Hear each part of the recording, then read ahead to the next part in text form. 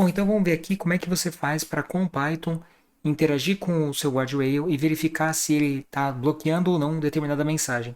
A ideia aqui, nesse primeiro vídeo, vai ser eu mostrar o básico para você, de como é que funciona esse método, e depois, assim como eu fiz nos outros momentos de código Python, eu deixo um desafio técnico no final, para você tentar resolver sozinho. A solução vai estar, do código vai estar lá no meu GitHub, e aí depois eu faço um outro vídeo resolvendo, mostrando, né, apresentando a solução que eu fiz e que está lá no meu GitHub, tá? Enfim, e aí a ideia aqui, que minha visão sobre esse tópico específico é que vale a pena você ter um entendimento básico aqui de como é que funciona a interação do Python com o Guardrail para, caso você queira criar algum teste automatizado, você pode, por exemplo, ter uma, sei lá, uma lista de mensagens que você quer em alguns momentos ou não que o seu guardrail bloqueie aquela mensagem. E aí você pode criar essa automação, pedir para fazer os testes, um benchmark ali, e depois verificar em relação àquilo que você desejava. E aí você pode ir trabalhando para ajustar o seu guardrail para, vamos dizer assim, afinar ele para ele filtrar só as mensagens que ele realmente deve. Beleza? Então vamos lá para o Python.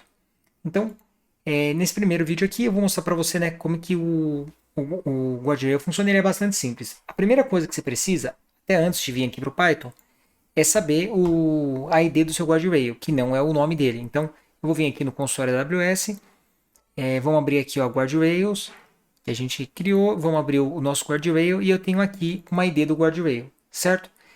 Tem também aqui uma parte de versões. O que acontece? Eu vou criar aqui uma versão, ó, versão 01, sei lá, versão 01 para demo, pode ser assim. O que é isso?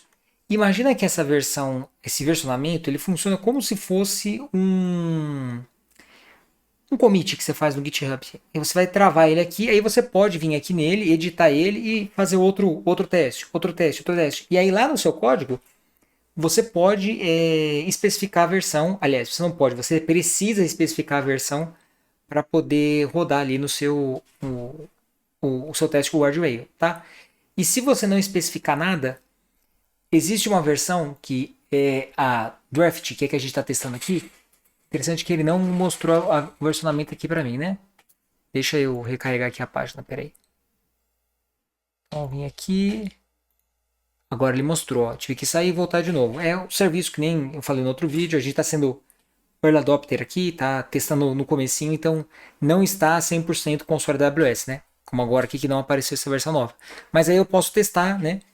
No console da AWS essas versões ali, mas a gente pode fazer isso também no código Python, que é o nosso objetivo aqui nesse vídeo. Então, beleza. Então, se você não tem a versão nenhuma, você vai colocar aqui o draft. Se você tem alguma versão diferente da draft que você quer testar, você tem que colocar o número dela aqui, né? Aí depois no próximo vídeo da parte do desafio a gente vai fazer o desafio que envolve isso daqui, aí eu entro mais em detalhes lá. E aí, beleza. Como já em outros casos, né? Eu vou chamar o client. É, primeiro, né? Eu importo o boto, depois chamo o client. Passo a ID do meu guardrail. Deixa eu pegar aqui a ID, que não é aquela lá. Aquela de um outro teste que eu fiz antes. Então, vou passar aqui a ID desse guardrail. Beleza. Vou trabalhar com a versão draft. Então, quando você fala de versão draft, é o quê? É a versão que está agora lá na AWS, que não foi, vamos colocar aspas aí, que não foi comitada, vai. E aí, beleza, eu vou rodar duas queries, tá? Uma que eu vou perguntar quem é Michael Phelps, que foi um tópico que foi bloqueado, e uma quem é o Pelé, que a gente testou essas duas queries no último vídeo, e uma de fato foi bloqueada e outra não. E aí, como eu fiz nos outros vídeos também, eu vou, em vez de abrir o JSON aqui, né, da resposta no Jupyter Notebook, que vai ficar meio difícil da gente visualizar, eu vou mandar isso daqui para minha máquina local e aí eu mostro para vocês isso dentro do Visual Studio Code. Então, beleza. Tá aqui meu Visual Studio Code. Deixa eu diminuir aqui. E vou abrir aqui o resultado da query 1 e da query 2. Então, na query 1 teve conteúdo filtrado e na query 2 não teve conteúdo filtrado. E aí, como eu já falei para vocês 1 milhão de vezes, sempre tem aqui o response metadata quando você acessa qualquer método. E aqui não é diferente. Só que diferente dos outras APIs que a gente testou, Aqui, além do response metadata, tem vários outros elementos que eu vou estudar eles com vocês à parte, tá? Então, normalmente, quando a gente faz a aquisição, pelo menos das funções que eu já usei aqui no Boto 3, normalmente ele vem só um elemento que é o que eu tenho interesse. Apaguei demais aqui. Response metadata, peraí. Então, normalmente ele vem só um, mas, né, em alguns casos vem mais de um e esse é um desses. Então, primeira coisa, né, tá tudo fechado aqui, tudo compactado. Já dá pra gente ver aqui, ó, um ponto onde tem diferença entre o outro. Então, aquele que bloqueou, ele mostra aqui nesse parâmetro aqui, action, que tem uma string ali de que não é para fazer nada, none.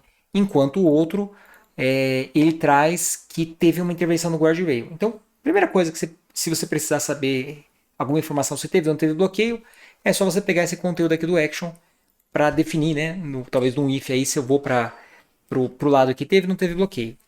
E aí nos outros, eu vou abrindo eles aqui e vou discutindo eles com vocês. O usage ele vai trazer dados do uso ali do guardrail que tem mais a ver com a configuração do guardrail. Então, qual foi a quantidade de top policies units que tem nesse guardrail?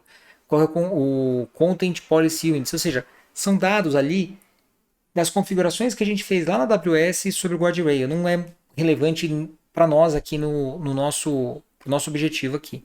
Então, do usage eu vou apagar aqui também.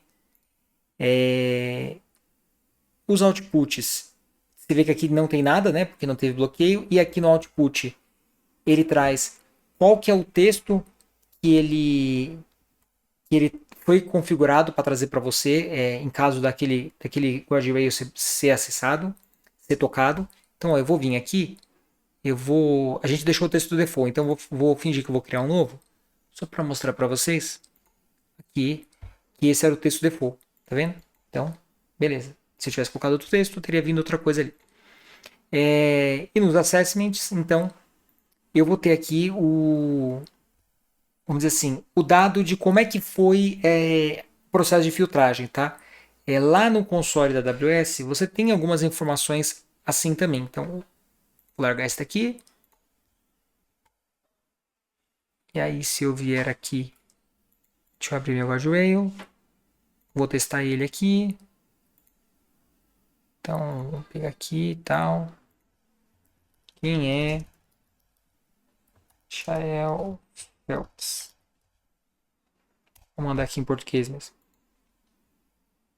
Beleza. Ele vai trazer para mim também, ó, alguns dados aqui de como é que foi feito a filtragem. E aí, basicamente, aqui, ele está trazendo para você informações também de como é que foi feita a filtragem. Beleza? E é isso.